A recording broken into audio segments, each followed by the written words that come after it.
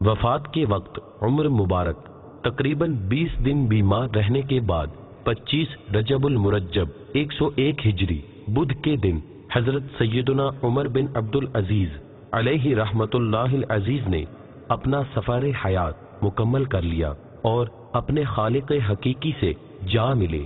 اس وقت آپ کی عمر صرف 39 سال تھی اور آپ رحمت اللہ تعالی علیہ تقریباً 2.5 سال خلیفہ رہے۔ آپ کو حلب کے قریب دیر سمعان میں سپرد خاک کیا گیا جو شام میں ہے۔ بعض روایتوں میں تاریخ وفات 20 رجب المرجب اور عمر 40 سال بھی بیان کی گئی ہے۔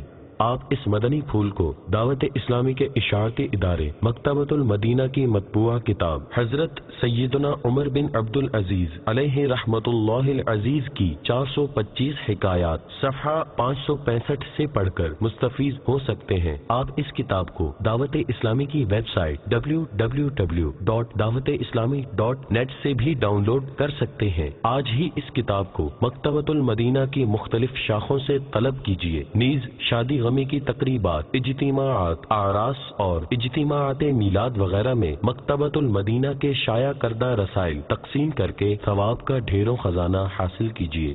خدا